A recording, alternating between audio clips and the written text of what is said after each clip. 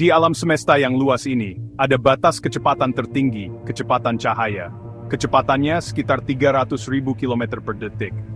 Sejauh yang kita tahu, tidak ada di alam semesta ini yang bisa bergerak lebih cepat dari itu. Cahaya sendiri terbuat dari foton, partikel kecil yang selalu bergerak pada kecepatan maksimum ini. Teori relativitas khusus Einstein mengubah pemahaman kita tentang ruang dan waktu. Teori ini memberitahu kita bahwa semakin cepat kita bergerak, semakin lambat waktu berjalan bagi kita dibandingkan dengan seseorang yang diam. Kedengarannya mungkin aneh, tapi ini sudah dibuktikan oleh berbagai eksperimen. Saat kita mendekati kecepatan cahaya, hal-hal aneh dan menakjubkan mulai terjadi. Waktu meregang dan memampat, jarak menyusut, dan massa kita bertambah. Ini mengarah pada beberapa paradoks yang membingungkan yang menantang intuisi kita sehari-hari tentang alam semesta. Mari kita selidiki konsep-konsep menarik ini, dan jelajahi apa yang mungkin terjadi jika kita sebagai manusia, entah bagaimana bisa melampaui batas kecepatan kosmik ini. Bayangkan saudara kembar yang berangkat dengan pesawat ruang angkasa yang bergerak mendekati kecepatan cahaya. Saudara kembar yang di bumi akan menua secara normal. Namun, waktu akan bergerak jauh lebih lambat untuk saudara kembar yang bepergian. Fenomena ini disebut dilatasi waktu.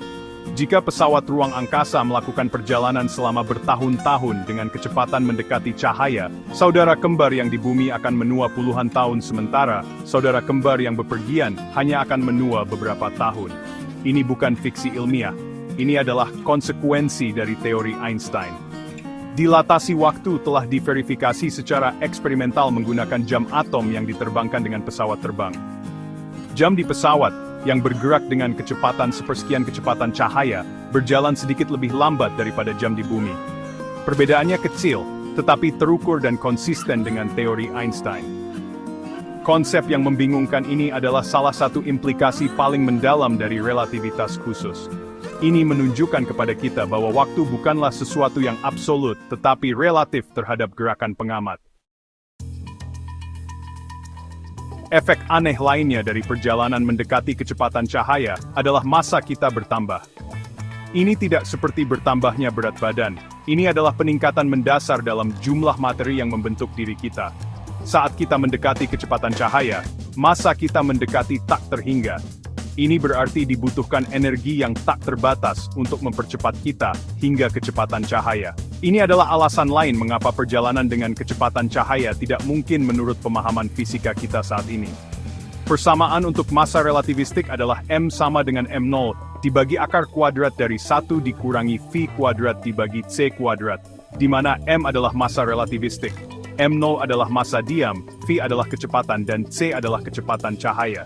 Seperti yang Anda lihat saat V mendekati C, penyebutnya mendekati 0, dan massanya mendekati tak terhingga. Peningkatan massa ini memiliki implikasi yang mendalam.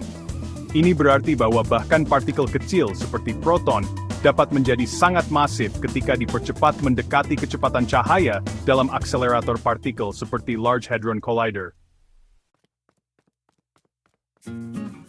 Seolah-olah dilatasi waktu dan peningkatan massa belum cukup, relativitas khusus juga memprediksi bahwa jarak menyusut searah gerak saat kita mendekati kecepatan cahaya.